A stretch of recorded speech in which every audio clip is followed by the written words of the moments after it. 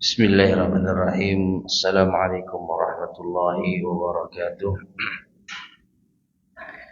Innal hamdalillah nahmaduhu wa nasta'inuhu wa nastaghfiruh wa na'udzu billahi min shururi anfusina wa min sayyiati a'malina.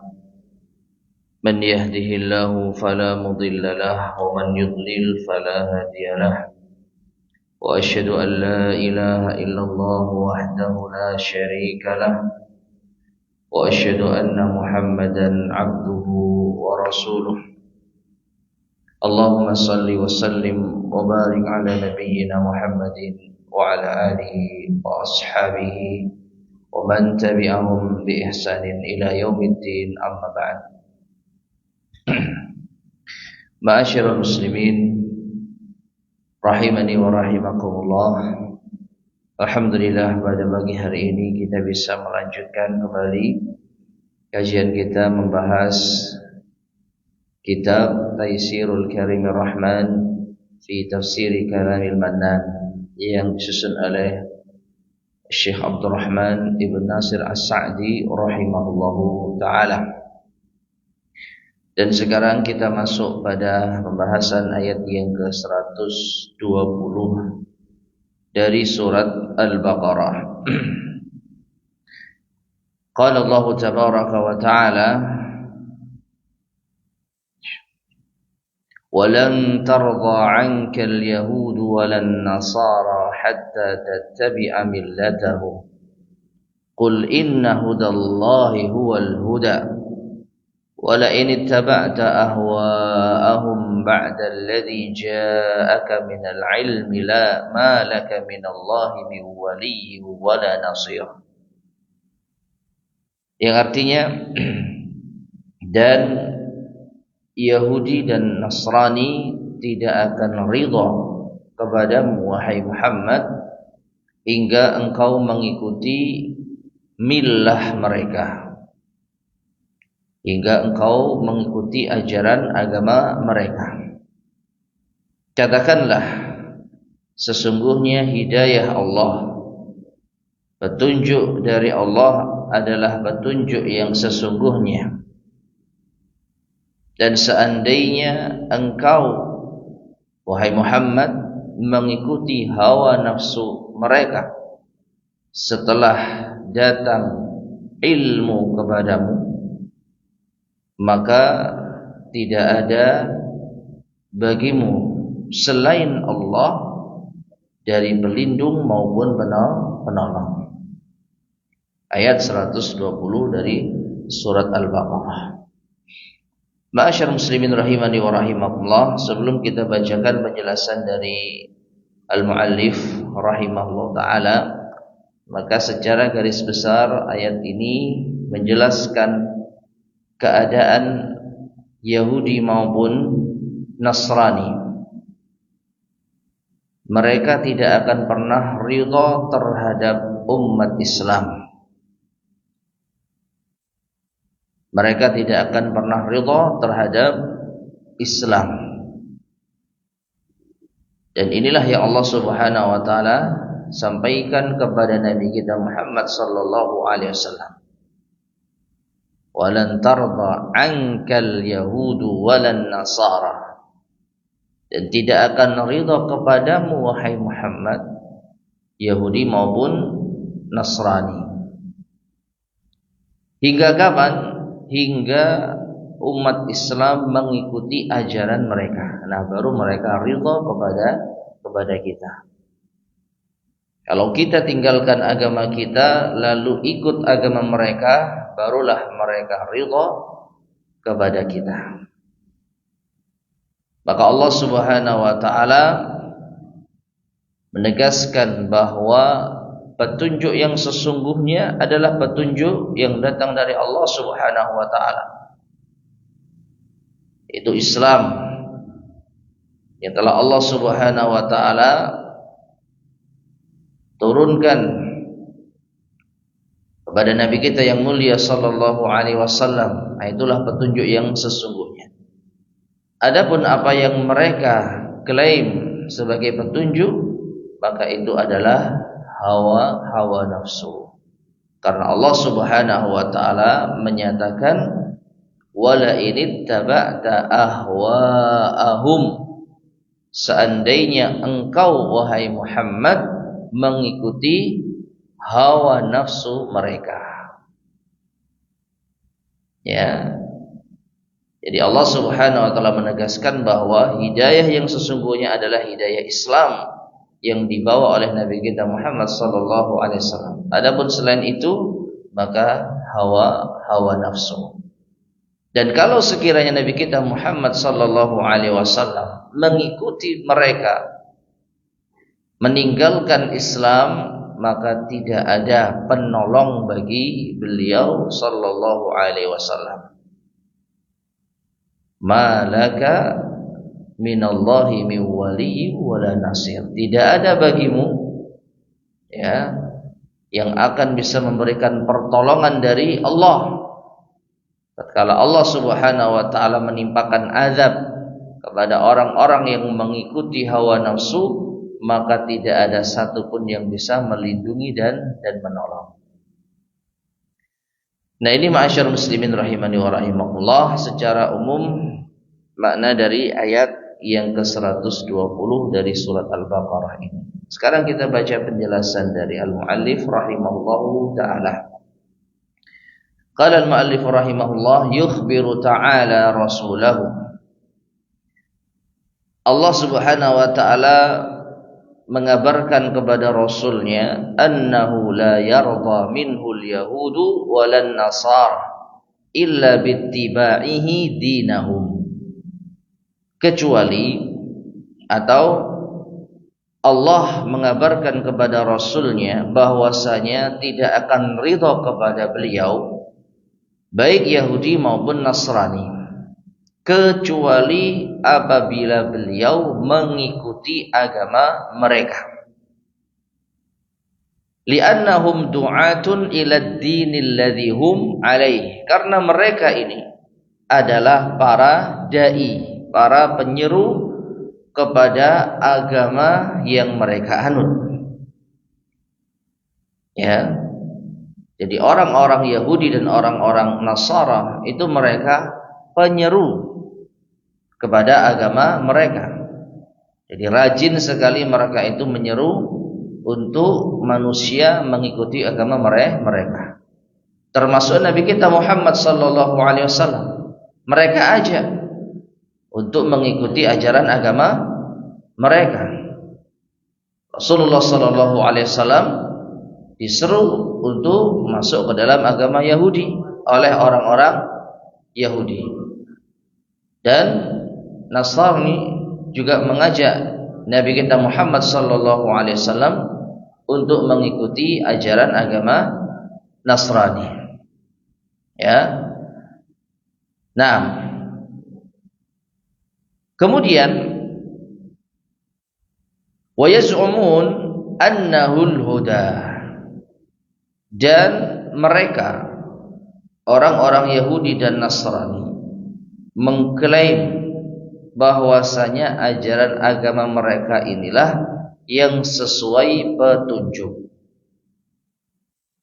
Wa yaz'umuna, mereka yaitu Yahudi dan Nasrani mengklaim bahwasanya ajaran mereka inilah petunjuk yang sesungguhnya. Faqul lahum, maka katakan kepada mereka wahai Muhammad, inna hudallahi alladzi ursilta bihi huwal huda, sesungguhnya petunjuk Allah yang telah diutus kepadamu, ya, alladzi ursilta bihi, yang engkau diutus dengannya, huwal huda, itulah petunjuk yang sesungguhnya.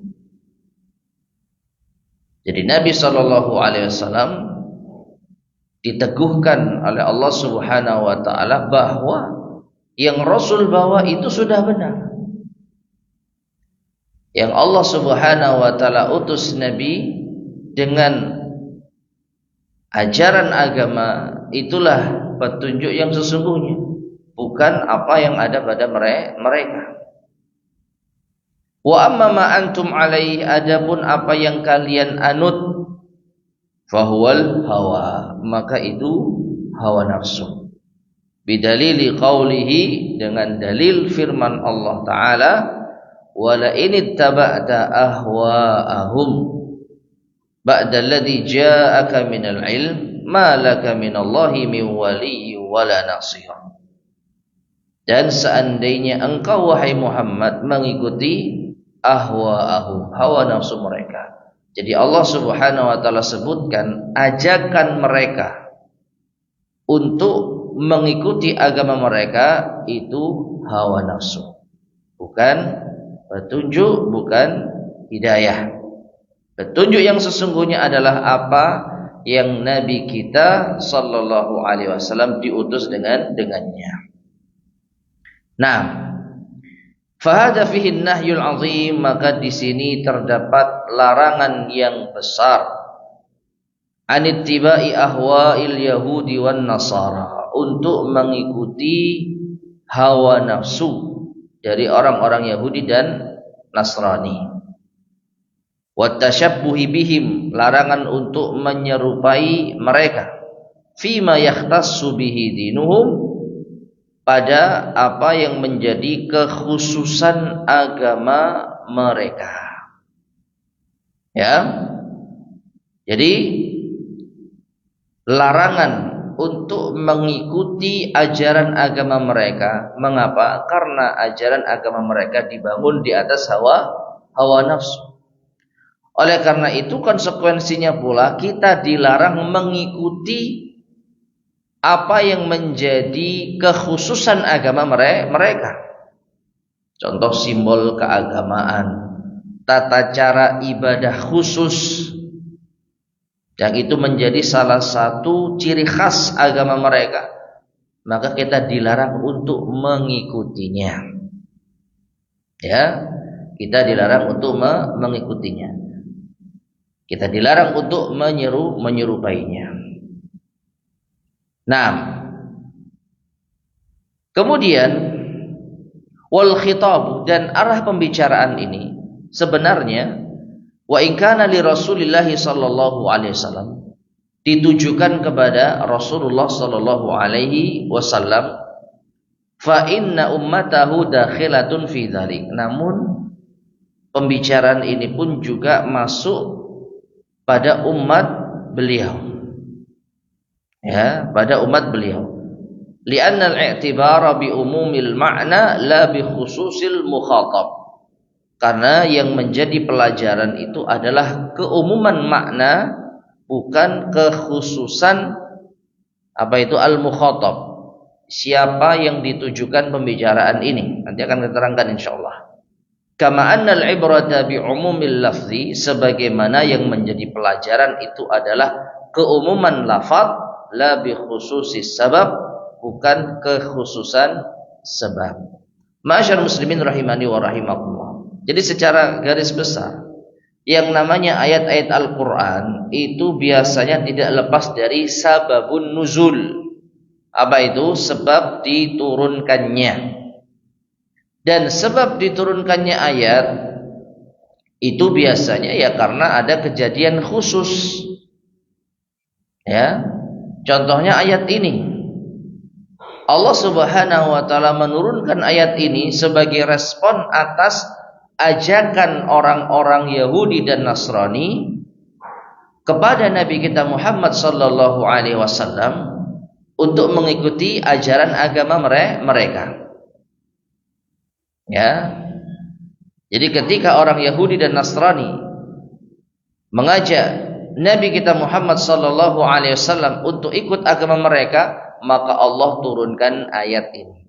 Maka ayat ini ditujukan kepada siapa? Pertama kalinya kepada Rasulullah SAW. Makanya Allah Subhanahu wa taala sebutkan walan tarda anka.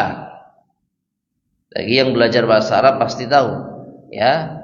Walan tarda anka, terhadapmu, dalam bentuk mufrad, tunggal, orang kedua, dhamir anta, engkau, ya, tidak akan ridho kepada engkau, tidak akan ridho kepada dirimu. Yang dimaksud siapa? Nabi kita Muhammad sallallahu alaihi wasallam. Orang Yahudi dan Nasrani tidak akan ridho kepadamu, wahai Muhammad. Nah, jadi ayat ini diturunkan pertama kali kepada Rasulullah SAW. Ditujukan kepada Rasulullah SAW.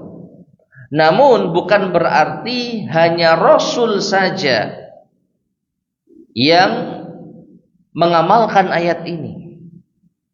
Ayat ini bukan hanya khusus ditujukan kepada Rasulullah SAW saja, tapi ini juga berlaku kepada kita, kepada umatnya.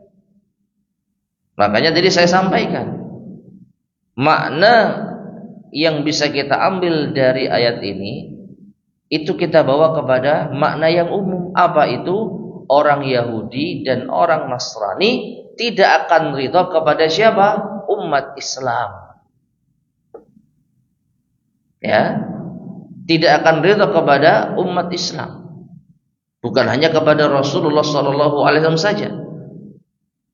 Ya, karena apa? Di zaman Nabi SAW yang diajak untuk mengikuti ajaran mereka ya Rasulullah, karena pemimpinnya, ya, karena Rasulnya. Kalau kepalanya sudah dipegang, maka umat yang bawah akan ikut. Makanya mereka berusaha mengajak, berusaha merayu Rasulullah SAW untuk mengikuti ajaran agama mereka. Maka Allah jelaskan, walan tarda ankal yahudu walan nasara hatta tattabi'a millatahum. Yahudi dan Nasrani tidak akan ridha kepadamu, wahai Muhammad, hingga engkau ikuti agama mereka. Maka ayat ini kita bawa kepada makna umum. Siapapun mereka, orang Yahudi dan orang Nasrani, tidak akan ridha kepada siapa? Kepada kita, hingga kita mengikuti ajaran agama mereka. Ya, jadi ini makna dari ucapan al-muallif. فَلِأَنَّ الْاِعْتِبَارِ بِعُمُومِ الْمَعْنَى لَا بِخُصُوصِ الْمُخَاطَبِ. Yang dijadikan pelajaran itu adalah keumuman maknanya, bukan kekhususan, yaitu ayat ini ditujukan kepada siapa awal mulanya. Tapi ma'asyarul muslimin rahimani wa rahimakumullah, demikian pula di antara makna ayat ini, kalau kita dilarang untuk mengikuti ajaran agama mereka, maka kita pun juga dilarang untuk menyerupai apa yang menjadi kekhususan agama mereka. Ya, benar kita tidak ikut agama mereka. Kita tidak menjadi seorang Nasrani dan Yahudi, tapi ternyata kita mengikuti kekhususan dari agama mereka. Simbol-simbol agama mereka kita pakai. Tata cara khusus ibadah mereka kita tiru. Maka ini pun juga tidak boleh. Ya. Jadi yang dilarang bukan hanya mengikuti agama mereka saja, tapi juga dilarang menyerupai apa yang menjadi kekhususan mereka. Baik itu dalam ibadah, dalam sikap, dalam berpakaian, dalam aktivitas yang lain-lainnya. Nah, ini ma'asyarul muslimin rahimani wa rahimakumullah, penjelasan dari ayat yang ke-120 dari surat Al-Baqarah. Sekarang kita masuk ayat berikutnya, ayat 121, 122 dan 123. Qala Allah tabaraka wa ta'ala, alladzina atainahumul kitaba yatlunahu haqqa tilawatih ulaika yu'minuna bih wa man yakfur bihi fa ulaika humul khasirun. Ya bani Israil adhkuru ni'mati allati an'amtu 'alaikum wa anni faddaltukum 'alal 'alamin. Wattaqu yawman la tajzi nafsun 'an nafsin syai'a wa la yuqbalu minha 'adlu wa la tanfa'uha syafa'atu wa la hum yunsarun. orang-orang yang telah kami berikan kepada mereka Alkitab. Mereka membacanya dengan sebenar-benarnya bacaan. Maka mereka itulah orang-orang yang beriman dengannya. Dan barang siapa yang kufur terhadapnya, maka merekalah orang-orang yang merugi. Wahai Bani Israel, ingatlah nikmatku, kata Allah Subhanahu wa taala, ingatlah nikmatku yang telah aku berikan kepada kalian. Dan sesungguhnya aku, kata Allah, telah memberikan keutamaan kepada kalian dibandingkan dengan alam yang lainnya. Dibandingkan dengan yaitu yang lainnya. Dan bertakwalah kalian atau takutlah kalian pada suatu hari yang tidak ada satupun jiwa yang bisa membela jiwa lainnya, dan tidaklah diterima tebusan, dan tidaklah bermanfaat syafaat, dan mereka juga tidak mendapat pertolongan. Ayat 121 hingga 123 dari surat Al-Baqarah. Ma'asyar muslimin rahimani wa rahimakumullah. Kita baca penjelasan dari al-muallif rahimahullahu ta'ala. Beliau mengatakan yukhbiru ta'ala. Allah Ta'ala mengabarkan annal ladzina atahumul kitab, bahwasanya orang-orang yang telah diberikan kepada mereka Alkitab, wa manna alaihim bihi minnatan mutlaqatan, dan Allah telah berikan karunia kepada mereka secara mutlak, karunia yang mutlak, annahum yatlunahu haqqa tilawatihi, bahwa mereka adalah orang-orang yang membaca Alkitab dengan sebenar-benarnya bacaan. Yang dimaksud membaca di dalam ayat ini, kata Syekh As-Sa'di rahimahullah, yattabi'unahu haqqat tibaihi, yaitu mengikutinya dengan sebenar-benarnya mengikut. Wat tilawah, karena makna tilawah itu adalah al-ittiba, mengikuti. Fayuhilluna halalahu, sehingga mereka menghalalkan apa yang halal di dalam Alkitab. Wa yuharrimuna haramahu, mengharamkan apa yang haram di dalam Alkitab.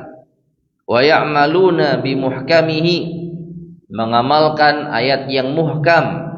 Wa yu'minuna bimutasyabihihi, dan mengimani ayat yang mutasyabih, yang apa? Samar. Wa haula'i humus su'ada, maka mereka adalah orang-orang yang berbahagia, min ahlil kitab, dari kalangan ahli kitab. Jadi ayat ini sebenarnya umum berlaku kepada ahli kitab.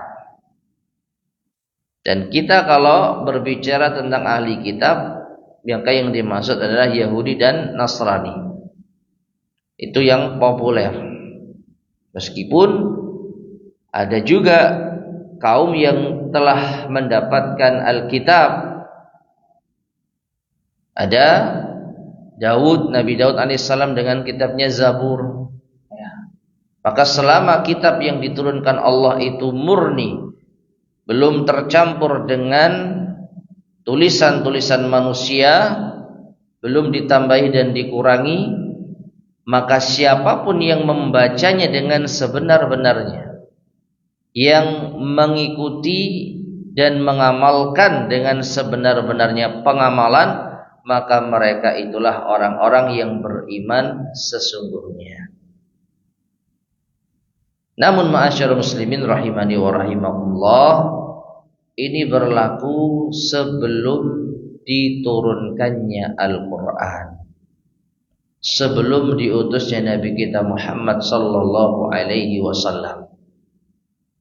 Sehingga orang-orang ahli kitab, dalam hal ini contohnya Yahudi di zaman Nabi Musa, ketika mereka membaca Taurat dengan benar, mereka mengamalkan Taurat dengan benar, maka mereka orang-orang yang beriman. Maka mereka orang-orang yang taat kepada Allah Subhanahu wa ta'ala.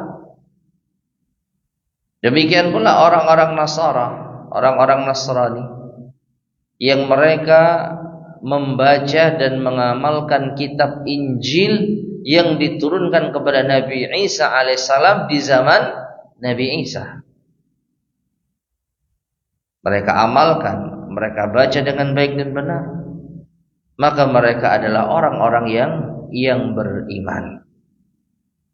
Namun di sisi lain, ada juga orang-orang yang mereka tidak membaca Alkitab dengan benar. Bahkan Allah sebutkan, wa may yakfur bihi, siapa yang kufur terhadapnya. Perhatikan masyaallah muslimin rahimani wa rahimakumullah. Siapa yang kufur terhadapnya, terhadap apa? Alkitab. Ya. Kufur terhadap Alkitab, tidak beriman terhadap Alkitab. Siapakah mereka yang dimaksud? Ya. Siapakah yang dimaksud kufur terhadap Alkitab? Maka siapapun mereka yang tidak beriman terhadap Alkitab, tidak beriman terhadap Alkitab. Namun harap dibedakan. Kalau di zaman Nabi Musa alaihissalam, Bani Israel ketika diturunkan kitab Taurat kepada Nabi Musa, ada golongan yang membaca Alkitab dan mengamalkannya dengan baik, maka mereka orang-orang yang beriman. Namun ada pula golongan dari Bani Israel yang tidak membaca dan tidak beriman dengan Alkitab dengan baik, maka mereka lah yang dimaksud dengan orang-orang yang merugi. Demikian pula di zaman Nabi Isa alaihissalam. Dan ini menunjukkan di setiap zaman kenabian pasti ada orang yang beriman dan ada orang yang tidak beriman. Nah, sekarang tersisa satu pertanyaan. Bagaimana dengan umat Islam? Apakah beriman terhadap Alkitab atau tidak? Kalau tidak beriman kepada Alkitab, berarti termasuk di antara golongan orang-orang yang merugi. Tapi di sisi lain, kan kitab mereka sudah apa? Berubah. Kitab mereka sudah tercemar. Masa kita imani? Ya, masa kita imani? Maka bagaimana? Wallahu ta'ala alam bissawab. Dalam hal ini kita tetap imani kitab mereka. Kita tidak tetap beriman kepada kitab mereka, namun secara global. Secara global artinya apa? Artinya kita beriman bahwa Allah telah menurunkan Alkitab, ya, menurunkan Taurat kepada Bani Israel di zaman Nabi Musa alaihissalam. Kita beriman bahwasanya Injil adalah kitab yang Allah turunkan kepada kaum Nasrani bersama dengan Nabi Isa alaihissalam. Itu kita percaya, kita tidak menolak, kita tidak mengingkari, kita tidak mengufuri. Namun kalau perincian Alkitab, apa yang terperinci dan mendetail di dalam Alkitab, maka itu tidak kita imani. Mengapa? Karena isi Alkitab itu tidak terjaga. Sudah dirubah oleh tangan-tangan manusia. Ya. Untuk iman secara terperinci, kita cukupkan beriman dengan Al-Quran. Dan inilah makna dari iman kepada Alkitab. Ini pelajaran mendasar di dalam rukun iman ini. Ya. Rukun iman ada 6, di antaranya iman kepada Alkitab. Nah, ini kalau ditanya, maksud dari beriman kepada Alkitab itu apa? Nah ini. Maka sebagian besar kaum muslim mungkin tidak paham secara detailnya. Iman kepada Alkitab, maka iman kepada semua kitab yang telah Allah turunkan. Baik itu Injil, Taurat, Zabur, Suhuf Ibrahim, Suhuf Musa, termasuk Al-Quran. Kita yakini bahwasanya kitab-kitab tersebut telah Allah turunkan kepada nabi-nabi yang diutus secara global. Namun khusus Al-Quranul Karim kita imani secara terperinci pula. Jadi isi Al-Quranlah satu-satunya kitab yang kita harus amalkan. Adapun isi dari Injil dan Taurat, maka tidak. Maka dari itu Rasulullah SAW bersabda tentang apa yang berasal dari mereka, la tusaddiquhu wa la tukadzibuhu. Ya, jangan kalian benarkan, namun juga jangan kalian dustakan. Kalau kita dapat berita dari Bani Israel, tidak apa-apa kita jadikan sebagai wacana saja. Tapi jangan kita benarkan dan juga jangan kita dustakan. Mengapa jangan kita benarkan? Karena ada kemungkinan telah dirubah oleh tangan-tangan mereka. Lalu kenapa kita tidak boleh mendustakan? Karena ada kemungkinan itu masih masih asli, belum dirubah. Nah ini ma'asyar muslimin rahimani wa rahimakumullah, orang-orang yang beriman kepada Alkitab dengan cara membaca dan mengamalkannya dengan baik. Kemudian alladzina arafu ni'matallahi wa syakaruha. Mereka orang-orang yang berbahagia ini beriman kepada Alkitab adalah orang-orang yang mengenal nikmat Allah dan mensyukurinya. Wa amanu bikulli rusuli, dan beriman kepada seluruh para rasul.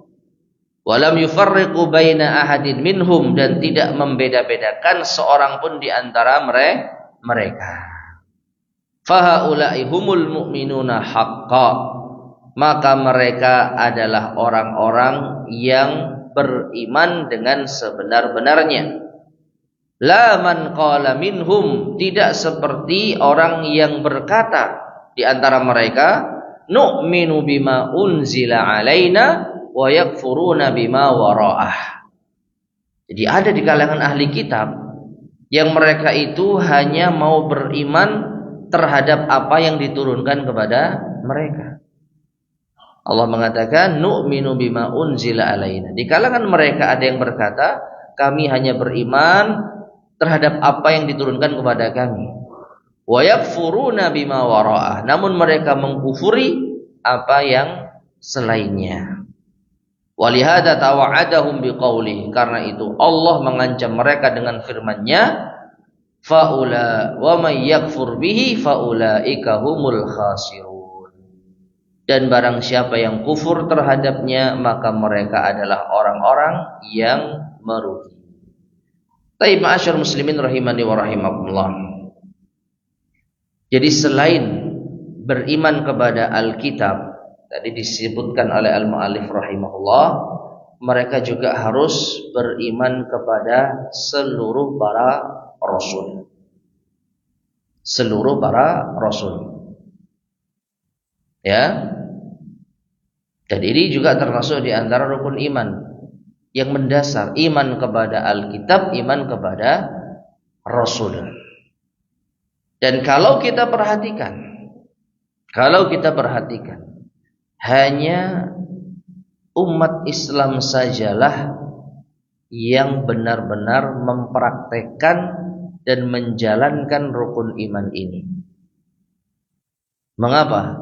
Karena orang-orang Yahudi dan orang-orang Nasrani, mereka hanya mencukupkan diri beriman kepada kitab mereka dan Rasul yang diutus kepada mereka. Orang Yahudi beriman kepada Taurat dan kepada Musa, tapi tidak beriman kepada Isa, tidak beriman kepada Muhammad. Orang Nasrani pun juga demikian. Ya, beriman kepada Isa dan beriman kepada Injil, tidak beriman kepada Musa, tidak beriman kepada Taurat, dan tidak beriman kepada Nabi kita Muhammad SAW dan Al-Quran.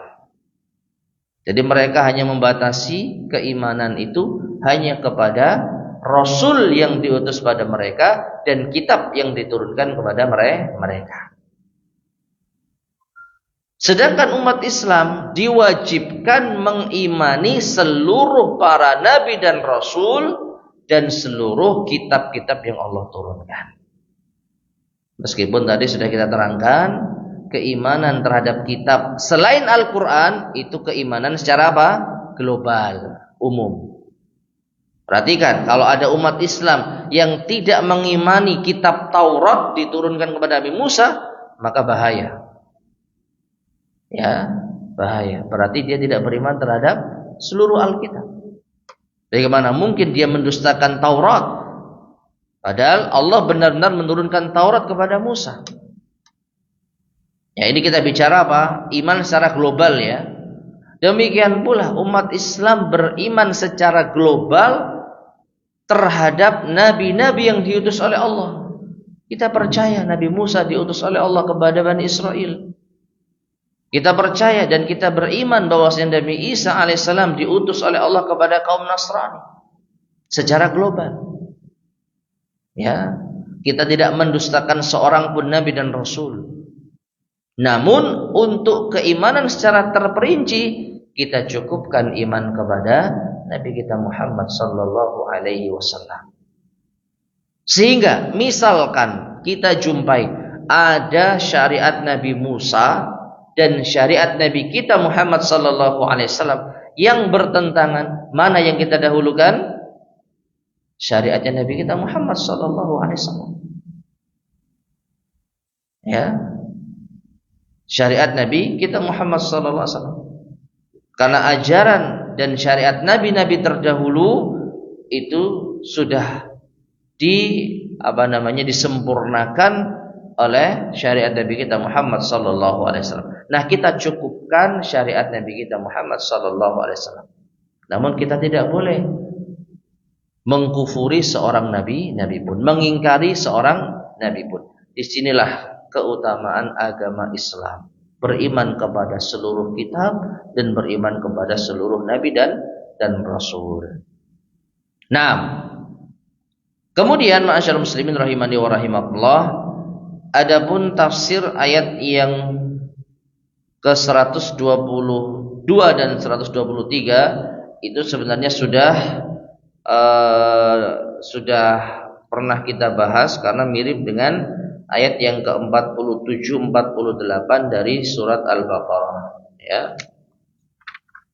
Di sini saya mengatakan waqad taqaddama tafsirul ayatil lati ba'daha. Sungguh telah terdahulu tafsir ayat setelahnya, itu setelah ayat 121. Berarti ayat 122 dan 123 itu sudah pernah dibahas tafsirnya karena mirip dengan ayat 47 48-nya. Coba kita cek ulang ayat ke-47 dan 48.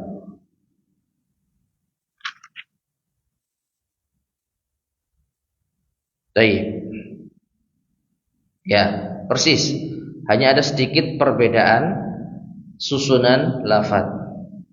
Allah berfirman di ayat ke-47, Ya Bani Israel dzkuru ni'mati allati an'amtu 'alaikum wa anni faddaltukum 'alal 'alamin.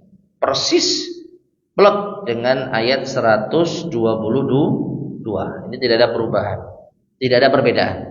Adapun di ayat yang ke-48, wattaqu yawman la tajzi nafsun 'an nafsin syai'a wala yuqbalu minha syafa'atu wala yu'khadhu minha 'adlu wala hum yunsarun. Nah, ini yang ada sedikit perbedaan susunan ayat. Ya. di ayat 48, dan takutlah kalian pada suatu hari yang tidak ada satupun jiwa yang bisa membela jiwa yang lainnya sedikit pun, dan tidaklah diterima syafaat.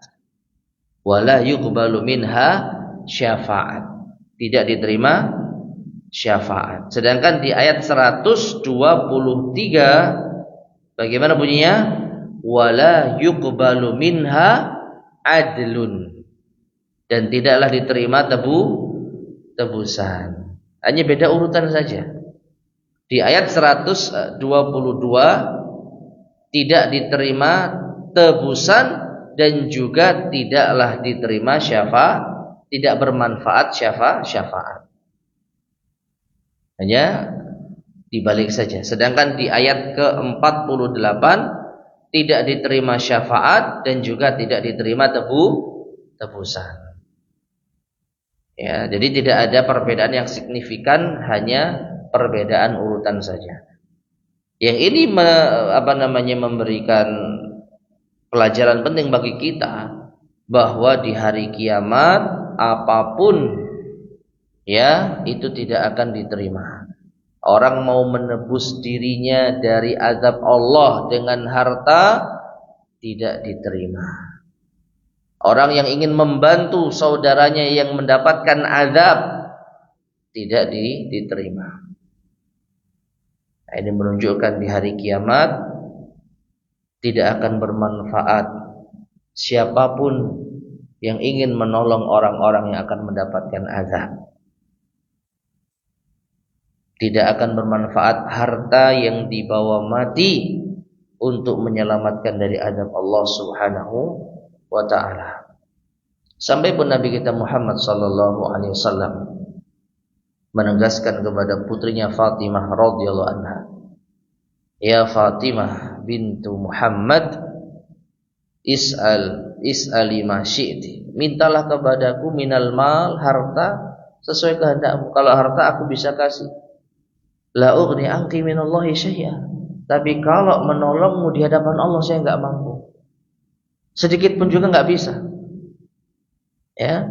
Jadi Nabi kita Muhammad SAW tidak akan bisa menolong putrinya apabila diazab oleh Allah Subhanahu wa taala. Ya. Jadi di akhirat tidak menerima tebusan dan juga tidak diizinkan memberi pertolongan. Taib.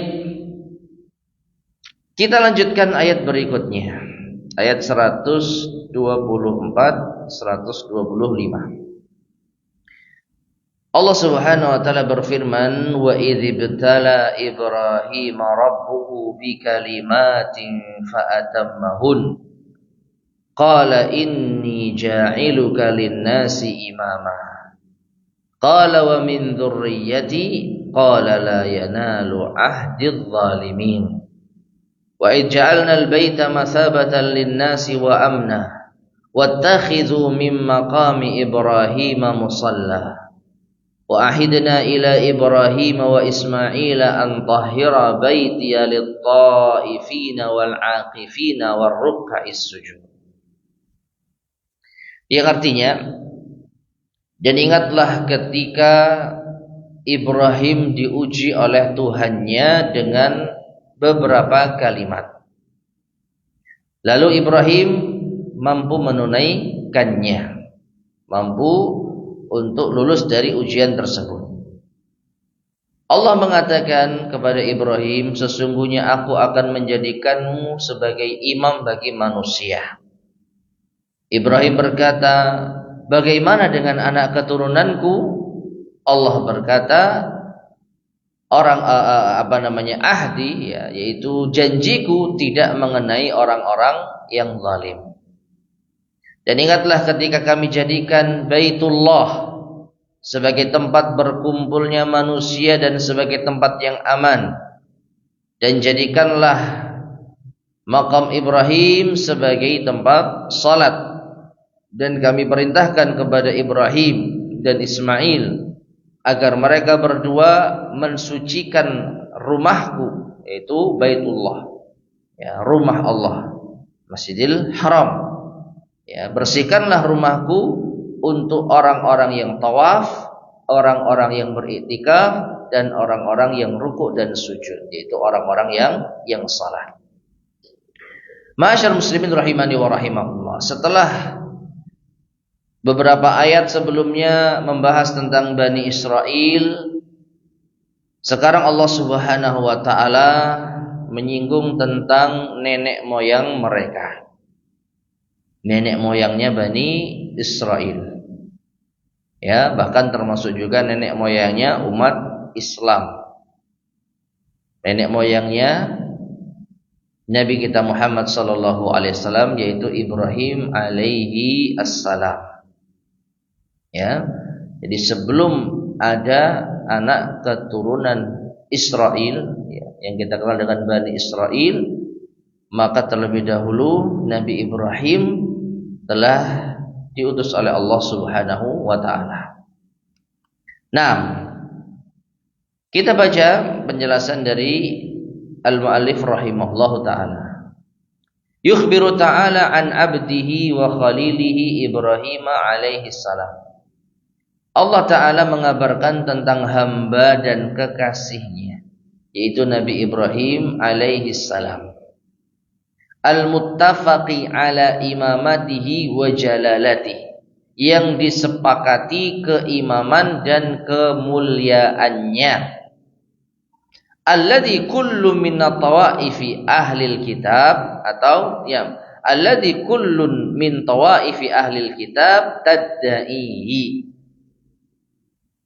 Bahkan saking ya disepakatinya Nabi Ibrahim sebagai imam, setiap kelompok dari ahli kitab itu mengakui, ya mengaku-aku sebagai pengikut Ibrahim. Ya. Jadi orang-orang Yahudi, orang-orang Nasrani, mereka mengaku sebagai pengikut ajaran Ibrahim. Karena memang Nabi Ibrahim nenek moyang mereka. Ya. Bal wa kadzalikal musyrikun, bahkan orang-orang musyrik pun juga ikut-ikutan mengaku pengikut Ibrahim. Maka dari itu Nabi Ibrahim disepakati keimamannya oleh seluruh umat, baik Bani Israel maupun Bani Ismail. Bani Ismail anaknya Nabi Ismail, ya. Anak keturunan Nabi Ismail siapa? Ya orang-orang Quraisy. Orang-orang Quraisy. Termasuk juga orang-orang musyrikin. Nah, kemudian annallaha batalahu wa amtahanahu bi kalimat. Allah Subhanahu wa taala pernah menguji Nabi Ibrahim dengan beberapa kalimat. Apa yang dimaksud dengan kalimat? Ai bi awamira wa nawahi. Yaitu beberapa perintah dan larangan. Ya. Kama hiya 'adatullahi fi ibtilaihi li'ibadi. Sebagaimana ini yang menjadi kebiasaan Allah untuk menguji hamba-hambanya. Tidak ada satupun umat yang tidak diuji. Tidak ada satupun nabi dan rasul yang tidak diuji. Jadi sudah menjadi kebiasaan Allah memberikan ujian. Ya. Bani Israel diuji. Orang-orang Nasrani diuji. Demikian pula dengan kaum muslimin diuji. Apa tujuan ujian ini?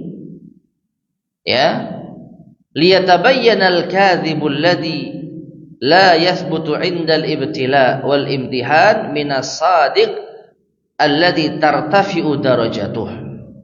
Agar menjadi jelas al-kadhib, orang yang dusta, yang dia tidak kokoh, tidak bisa bertahan ketika diuji, ya, dibandingkan dengan orang yang shadiq, orang yang jujur keimanannya, yang akan mengangkat derajatnya, yang akan menjadikan derajatnya tinggi, wa yazidu qadruhu, dan akan menjadi tambah kedudukannya, wa yazku amaluhu, menjadi suci amalannya, wa yakhlusu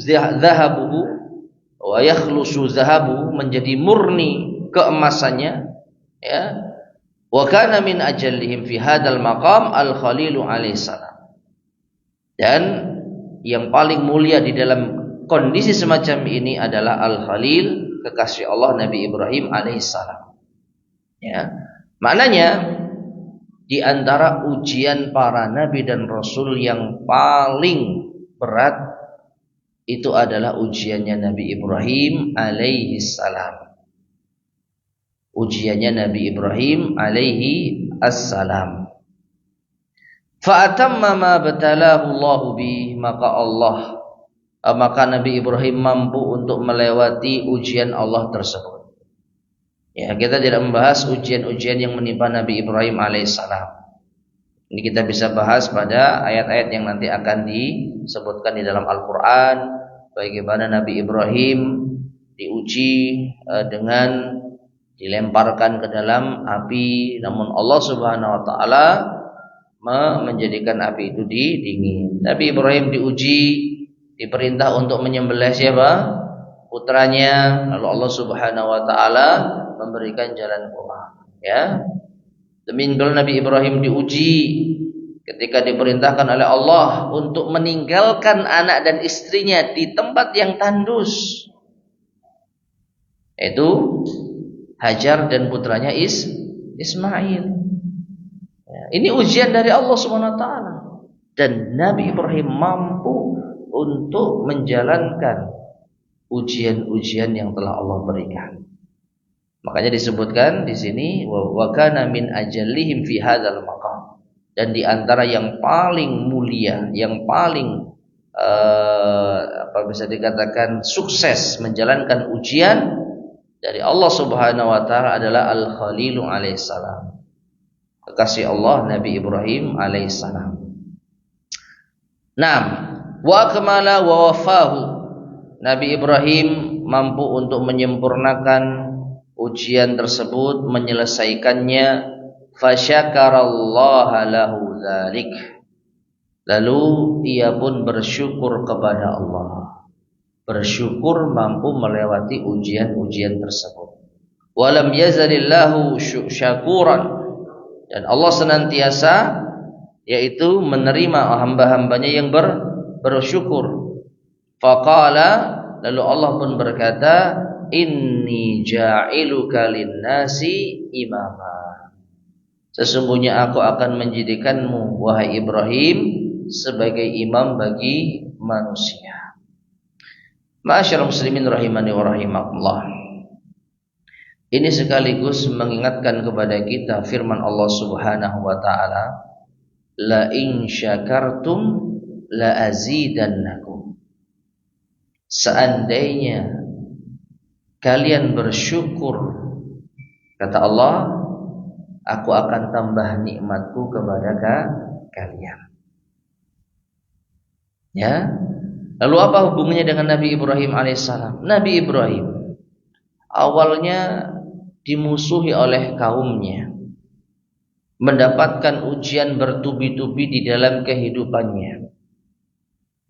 Namun setelah Nabi Ibrahim mampu melewati ujian-ujian tersebut dan bersyukur kepada Allah, bersyukur atas nikmat bisa melewati ujian, maka Allah pun mengganjar Nabi Ibrahim dengan nikmat yang lebih besar, dijadikan Nabi Ibrahim sebagai imam. Ya. Jadi seluruh umat ini bisa dikatakan mengagungkan dan memuji Nabi Ibrahim alaihissalam. Ya, seluruh umat, termasuk selain umat Islam, iya, termasuk selain umat Islam, mereka tidak mencela Nabi Ibrahim alaihissalam. Ya, mereka memuji, menghormati Nabi Ibrahim alaihissalam. Bahkan mereka mengklaim sebagai pengikut Nabi Ibrahim alaihissalam. Ya. Kalau kita pernah mendengar nama Abraham. Banyak kan orang-orang non-muslim yang namanya Abraham. Itu sebenarnya adalah nama Ibrahim alaihissalam. Dalam bahasa Arab yaitu bacanya Ibrahim. Dalam bahasa lain ya Abraham. Yang menunjukkan bahwa Nabi Ibrahim ini imamnya umat ini. Seluruh umat mengakui kemuliaan Nabi Ibrahim alaihi salam. Tapi tidak semuanya mengikuti apa yang telah ditempuh oleh Nabi Ibrahim alaihissalam. Makanya di sini akan dibedakan nanti. Siapakah pengikut Ibrahim sesungguhnya? Karena semua umat mengaku kita ini mengikuti ajaran Ibrahim. Ya. Semua umat mengklaim kita pengikut Ibrahim. Termasuk orang-orang musyrik. Tapi Allah Subhanahu wa taala Maha tahu siapakah yang benar-benar mengikuti ajaran Nabi Ibrahim alaihi assalam. Taib. Kemudian faqala Allah berfirman inni ja'iluka lin-nasi imama. Ay yaqtaduna bika fil huda. Itu mereka umat ini akan mengikutimu, ya, mengikuti petunjukmu, meneladani dirimu di dalam petunjuk. Wa yamshuna khalfaka. Mereka umat ini akan atau seluruh umat akan berjalan di belakangmu ila sa'adatihim al-abadiyah, untuk menuju kebahagiaan mereka yang abadi. Wa yahsulu laka tsana'ud daim, sehingga engkau wahai Ibrahim mendapatkan pujian yang terus-menerus. Wal ajrul jazil, pahala yang banyak. Wat ta'zimu min kulli ahadin, dan pengagungan, penghormatan dari seluruh orang. Wa hadhihi la amrullahi afdalu darajatan tanafusi fihal mutanafisun. Ya, afdalu darajatan tanafasa fihal mutanafisun. Maka ini ya demi Allah adalah derajat yang paling afdal, derajat yang paling mulia, yang dengannya lah orang-orang itu saling berlomba-lomba. Wa ala maqamin, ini adalah tingkatan yang tinggi. Syammara ilaihil amilun, yang berusaha keras orang-orang itu bisa beramal. Wa akmalu halatan, dan keadaan yang sempurna.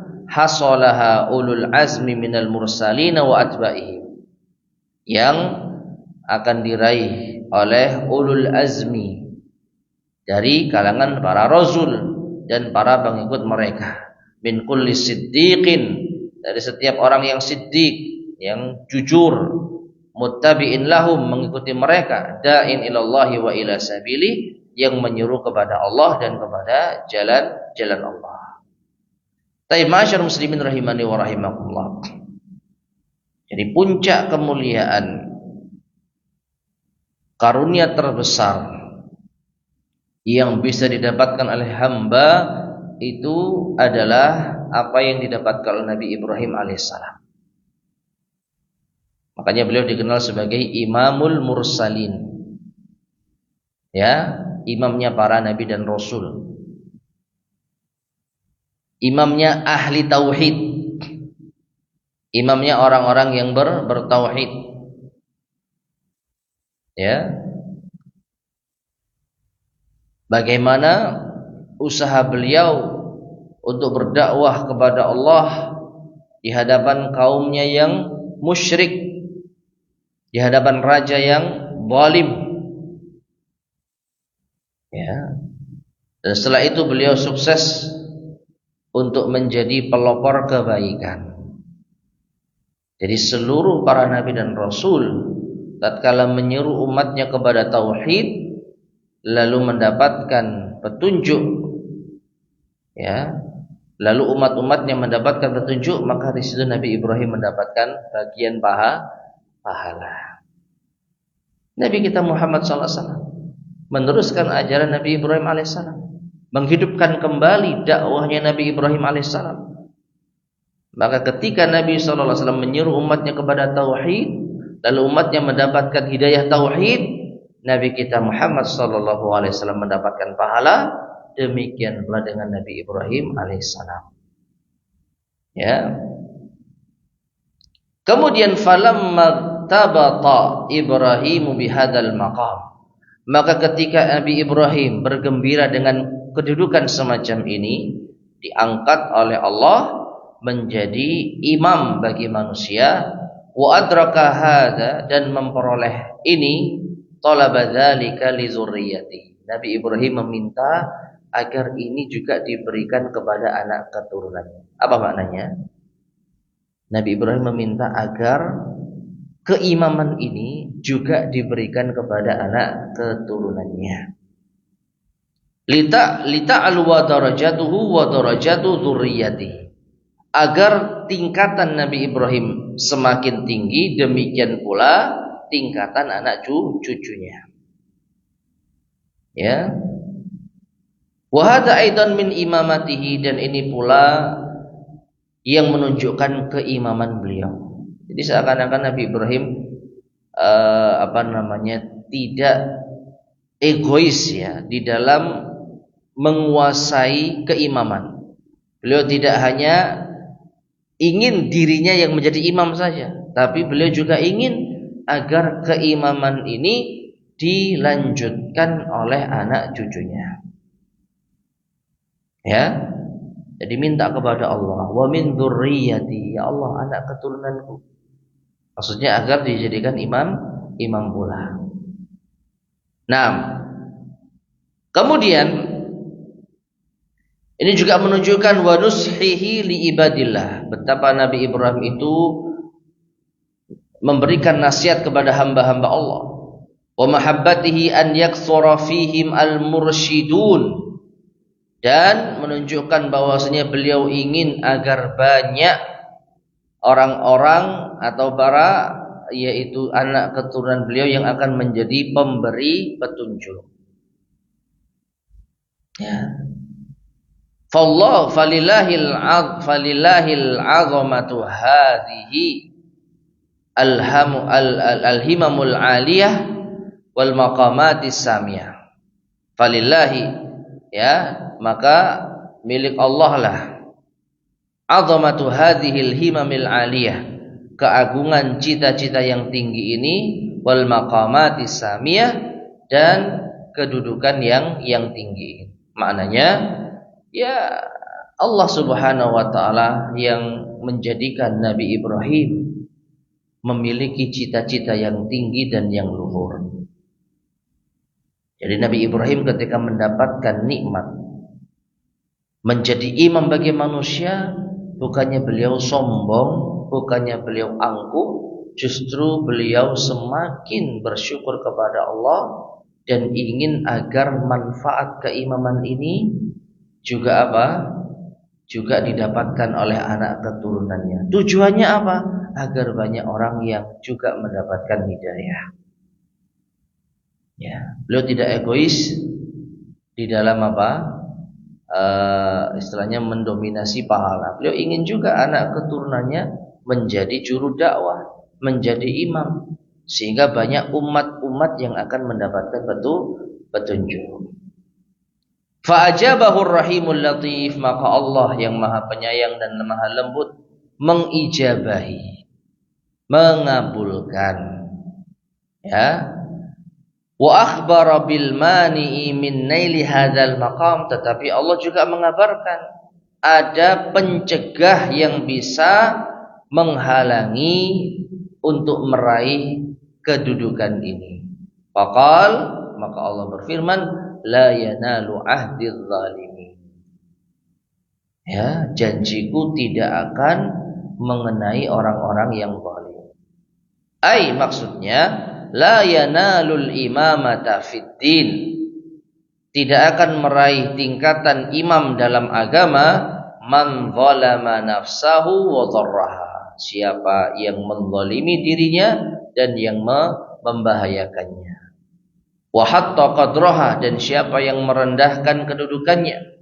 Limunafati zulmi li hadzal maqam, karena ternafikannya kezaliman di dalam kedudukan ini. Fa innahu maqamun alatuhu sabr wal yaqin, karena keimaman ini adalah kedudukan yang dan perangkatnya itu butuh kesabaran dan keyakinan. Ya. Wa natijatuhu, dan hasilnya an yakuna sahibuhu ala janibin azim minal imani wal a'mali salihah. Hasilnya orang yang bisa menjadikan kesabaran dan keyakinan sebagai perangkat untuk menjadi imam, maka orang itu memiliki sisi yang agung di dalam keimanan dan amal saleh. Wal akhlaqil jamilah, akhlak yang indah. Wasyama'ilis sadidah, karakter yang lurus. Wal mahabbati tamah, kecintaan yang sempurna.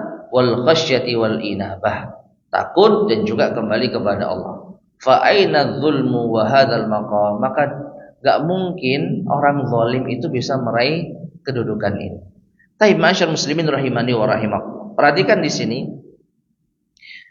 Ketika Nabi Ibrahim meminta kepada Allah agar keimaman ini juga didapatkan oleh anak keturunannya, maka Allah Subhanahu wa taala mengabulkan, tapi dengan syarat dan ketentuan. Ya. Allah Subhanahu wa taala tidak mengatakan iya secara total. Ya. Misalkan Nabi Ibrahim mengatakan, Nabi Ibrahim berkata, wa min dzurriyyati, ya Allah, anak keturunanku juga tolong dong dapat apa? Keimaman. Misalkan Allah mengatakan iya, na'am, selesai. Maka seluruh anak keturunan Nabi Ibrahim akan menjadi imam, seluruhnya. Tapi ternyata Allah Subhanahu wa taala tidak mengatakan iya. Tetapi Allah mengatakan la yanalu ahdidz zalimin. Apa artinya? Iya, anak keturunanmu akan ada yang menjadi imam, tetapi tidak bagi mereka yang zalim.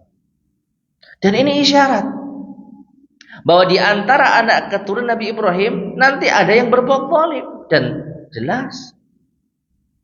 Ya, Bani Israel itu anak keturunan Nabi Ibrahim atau bukan? Anak keturunan Nabi Ibrahim alaihissalam. Ya. Bani Israel, anak keturunan Nabi Ibrahim alaihissalam. Dan Allah kabulkan, di antara mereka ada yang menjadi imam, Nabi Musa, Nabi Isa. Ya. Nabi Yusuf, nabi-nabi yang lain yang mendominasi kenabian dan kerasulan dari kalangan Bani Israel, Allah kabulkan. Tapi yang zalim-zalim enggak. Ya. Mengapa? Karena di sini Syekh menjelaskan keimaman itu butuh kesabaran dan keyakinan. Nabi Ibrahim berhasil lulus dalam ujian tersebut. Beliau sabar di dalam menjalankan perintah-perintah Allah. Beliau yakin, beriman terhadap ketentuan-ketentuan Allah Subhanahu wa taala. Nah, orang yang zalim diuji sedikit mengeluh. Bani Israel diberi ujian, ya, gagal. Ya enggak mungkin mereka menjadi imam. Meskipun mereka sekali lagi mengaku sebagai anak keturunan Nabi Ibrahim. Mereka mengaku memiliki kemuliaan. Ya. Maka Allah Subhanahu wa taala sangat-sangat tepat ketika mengatakan la yanalu ahdidz zalimin. Janji untuk menjadikan anak keturunan Ibrahim sebagai imam itu tidak berlaku bagi orang-orang zalim. Ya. Jadi Allah memenuhi janjinya cuman dengan syarat dan ketentuan. Dan di antara penepatan janji Allah yang luar biasa itu ketika Allah Subhanahu wa taala mengutus Nabi kita Muhammad sallallahu alaihi wasallam sebagai imam bagi umat manusia hingga hari kiamat. Ya. Nah, sehingga kalau kita hubungkan ma'asyar muslimin rahimani wa rahimakumullah, di antara doanya Nabi Ibrahim alaihissalam, permohonan Nabi Ibrahim alaihissalam agar dijadikan anak keturunan beliau menjadi imam itu diwujudkan dengan diutusnya Nabi Muhammad sallallahu alaihi wasallam. Ya, sungguh luar biasa apa yang telah diminta oleh Nabi Ibrahim alaihissalam, begitu pula luar biasa pengkabulan dari Allah Subhanahu wa taala. Baik, kemudian wadalla mafhumul ayat, dan yang dipahami dari ayat ini, mafhum yang dipahami dari ayat ini menunjukkan anna ghairadz zalim, bahwa selain orang zalim, sayanalul imamata, maka ia akan bisa meraih keimaman. Walakin ma'ityanihi bi asbabiha, tetapi harus menjalankan sebab-sebabnya. Ya.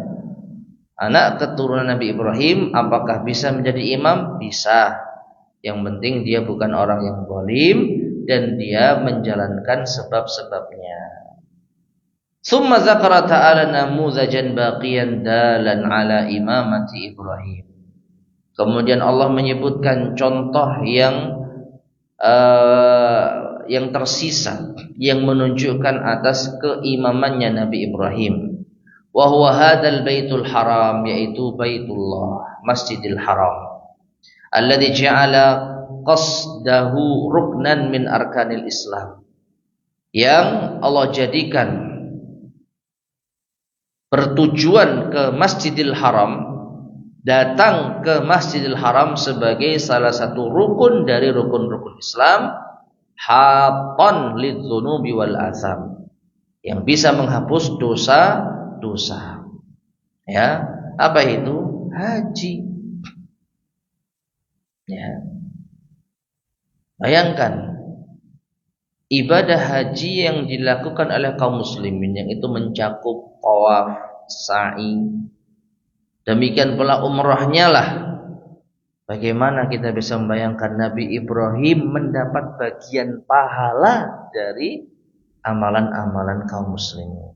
Ada beliau imamnya, ya, beliau yang menjadi pendahulu, beliau yang bangun, beliau yang membersihkan bersama dengan putra beliau Nabi Ismail alaihissalam, dan hingga saat ini Masjidil Haram masih tegak dengan kokoh, bahkan semakin dipadati oleh kaum muslimin, semakin banyak antusias kaum muslimin untuk mengunjunginya.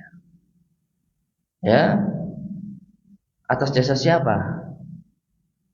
Ya, selain atas nikmat dan karunia dari Allah, tidak lepas pula dari Nabi Ibrahim alaihi assalam. Baik. Summa dzakarata, kemudian wa fihi min atharil khalili wa dzurriyyatihi, maka di sini terdapat yaitu asar, ya, jejak atau sisa-sisa dari pengaruh Nabi Ibrahim dan anak keturunannya. Ma'urifa bihi imamatuhu, yang dengan inilah diketahui keimaman beliau. Wa tuzukkira bihi halatuhu, dan akan diingat-ingat, ya. Hampir semua pelajaran-pelajaran tentang haji dan umrah maka akan menyinggung tentang bagaimana kisah Nabi Ibrahim membangun Ka'bah, kisah Nabi Ibrahim meninggalkan anak dan istrinya, ya. Jadi meskipun kisah beliau sudah lama, sudah lewat zaman yang sangat yaitu lama, tetapi kita masih mengulang-ulang terus. Ya. Imam Al-Bukhari meriwayatkan hadis bagaimana kisah Nabi Ibrahim meninggalkan istri dan putranya, hingga nanti pada akhirnya Nabi Ibrahim membangun Ka'bah bersama putranya, dengan hadis yang sangat panjang. Nah, ini kapan terjadi? Kapan terjadi? Jauh sebelum diutus Nabi kita Muhammad SAW. Ya, jauh sebelum ada Bani Israel, itu sudah terjadi. Sampai Nabi SAW menceritakan ulang berdasarkan wahyu dari Allah Subhanahu Wa Taala. Bayangkan kisah yang sangat lama, tetapi sampai sekarang masih kita baca, kita ambil pelajarannya. Coba kalau bukan wahyu dari Allah, ini mustahil. Ini mustahil. Ya, kisah yang sudah lama terjadi, namun masih senantiasa dibacakan, dipelajari, diambil pelajaran hingga hari ini. Ya, oleh kaum muslimin terutama. Ini adalah diantara bukti Allah menjadikan Nabi Ibrahim sebagai imam bagi manusia. Nah, faqala wa ij'alnal baita masabatan linnas, dan ketika Allah mengatakan, dan ingatlah ketika kami jadikan yaitu al-bait, baitullah, Masjidil Haram sebagai tempat berkumpulnya manusia, ai marji'an yatubuna ilaih, sebagai tempat kembali untuk dikunjungi berulang-ulang, lihusuli manafihim ad-diniyah wad dunyawiyah, untuk meraih kemanfaatan mereka baik dari segi agama maupun duniawi. Yataraddaduna ilaih, berulang kali manusia selalu ingin datang ke sana. Wala yaqduna minhu wataran, tidak akan pernah habis keinginan manusia, keinginan kaum muslimin untuk mengunjunginya. Ma'asyiral muslimin rahimani wa rahimakumullah, tidak ada tempat yang paling ingin sering dikunjungi kaum muslimin melebihi Baitullah. Orang mau liburan kemanapun, sekali, dua kali, tiga kali, empat kali, lima kali, pasti bosan. Ada waktunya, wis tahu, ya sudah pernah ke sana. Saya sudah 5 kali ke sana, wis bosan. Tapi untuk Baitullah, Masjidil Haram, gak akan pernah ada yang bosan. Ini bukti kebenaran firman Allah. Allah jadikan Nabi Ibrahim sebagai imam bagi manusia dengan menjadikan tempat yang dibangun oleh Ibrahim dan putranya Ismail apa? Masabatan linnas, tempat yang selalu ingin dikunjungi dan manusia berkumpul di dalamnya. Wa ja'alahu amna, dan kami jadikan, dan Allah jadikan tempat itu aman. Ya'manu bihi kullu ahadin, maksudnya apa? Setiap orang yang berada di sana akan merasa aman. Hattal wahsh, bahkan binatang buas pun. Wa hattal jamadat wal asjar, bahkan yaitu benda-benda mati dan pepohonan. Ya, bayangkan pepohonan di tanah haram dilarang untuk ditebang. Jadi jangankan manusia, pohon saja merasa aman. Ya. Ini kita bicara keamanan dari segi nyawa loh ya. Tapi kalau keamanan dari segi harta, ya dimanapun pasti ada yang namanya maling. Ya. Tapi keamanan dari segi nyawa, kita merasa tidak terancam nyawanya, di sana tempat satu-satunya. Ya. Walihada kanu fil jahiliyah ala syirkihim. Oleh karena itu mereka di masa jahiliyah, ya, dalam kondisi kesyirikan, yahtarimunahu asyaddal ihtiram, benar-benar mengagungkan Baitullah, Ka'bah, dengan sebenar-benarnya pengagungan. Wa yajidu ahaduhum qatila abihi fil haram la fala yahiju, ya, fala yuhayyijuhu.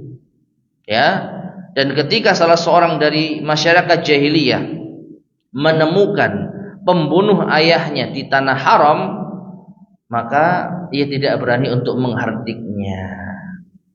Jadi sampai segitu.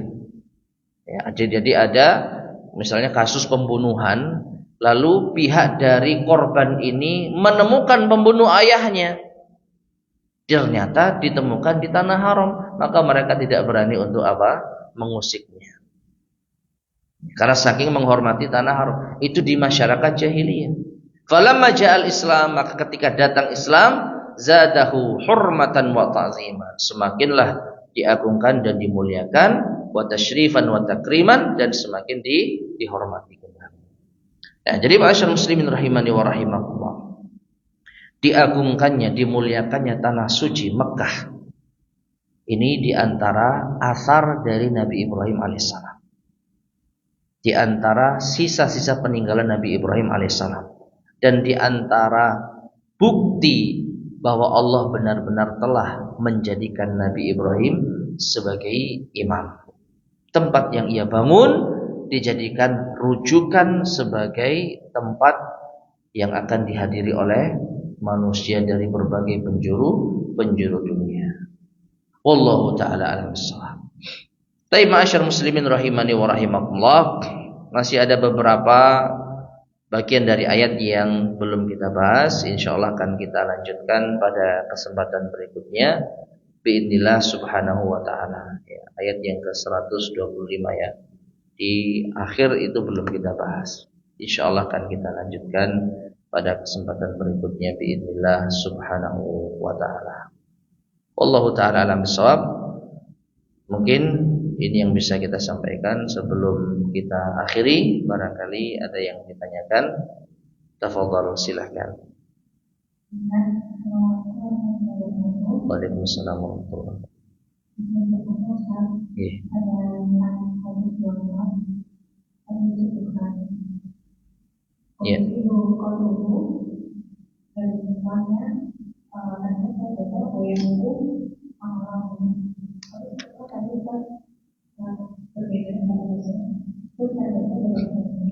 Wa yazidu qadruhu wa yazku amaluhu. Yazidu qadruhu, kedudukannya bertambah. Qadruhu sebagai fa'il dari yazidu, demikian pula amaluhu sebagai fa'il dari yazku. Zaka yazku, suci, amalannya menjadi suci. Itu zakka, itu fi'il sulasi mazid dengan wazan fa'ala yufa'ilu. Kalau zaka yazku, zaka yazku. Coba ya, kita lihat di dalam firman Allah Subhanahu wa ta'ala.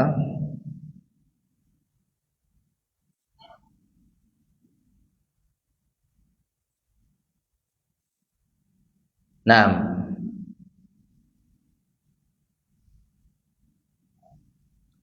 ayat surat An-Nur ayat ke-21. Ya, di pertengahan, walaula fadlullahi alaikum wa rahmatuhu ma zaka minkum min ahadin abada. Surat An-Nur ayat ke-21. Walaula fadlullahi alaikum wa rahmatuhu, seandainya bukan karena karunia Allah dan rahmat Allah kepada kalian, ma zaka minkum min ahadin abada, maka tidak akan zakah, tidak akan bersih seorang pun dari kalian selama-lamanya. Zakah maknanya bersih, suci. Nah,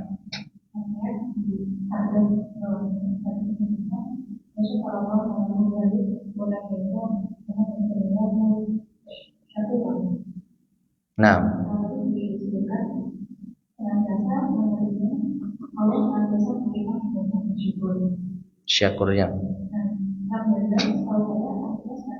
senantiasa.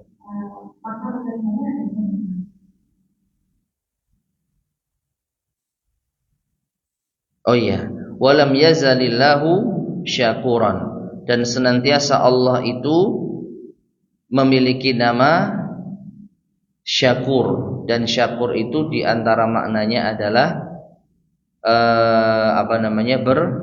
bersyukur. Bersyukur sendiri itu maknanya apa? Berterima kasih.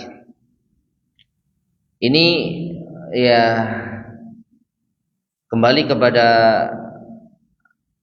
makna dari nama Allah. Di antara makna nama Allah Syakur itu yang saya pahami ya, Allah menerima hamba-hamba yang bersyukur, atau membalas hamba-hambanya yang bersyukur. Coba kita pastikan makna asyakur.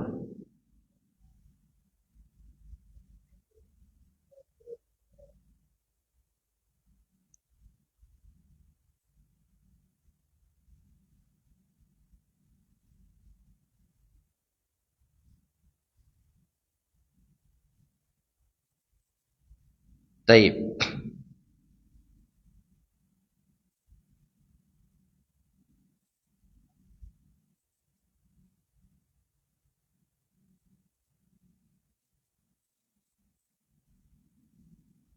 Nah,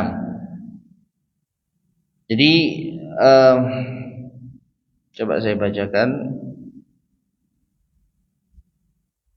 penukilan dari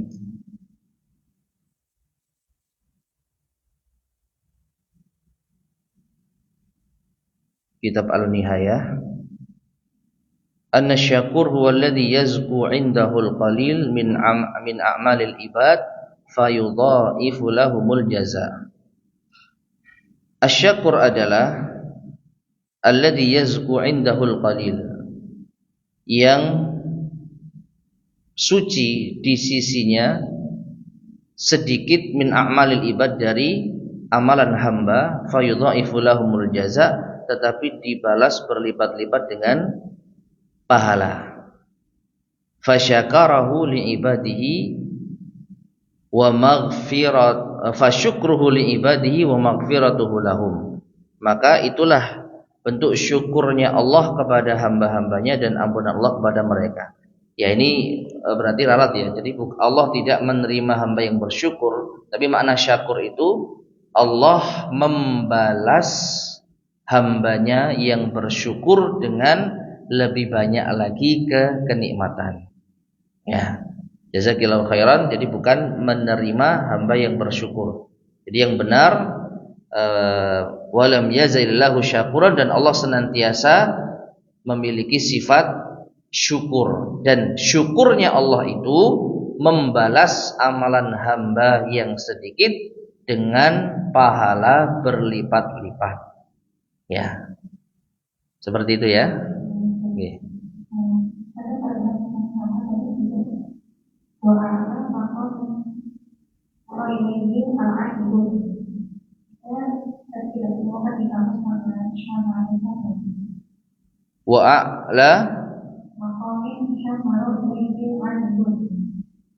Wa a'la maqalin syammara ilaihil amilun.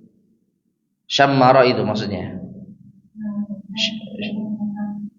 Syammara yang saya pernah ketahui maknanya itu berusaha keras. A'la maqamin, kedudukan yang paling tinggi, syammara yang berusaha keras, ilaihi kepadanya, al-amilun orang-orang yang beramal. Ya.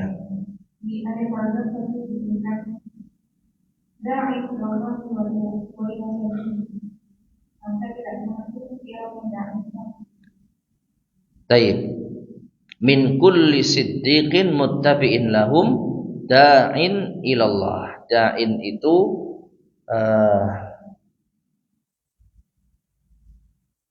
i'rabnya adalah majrur.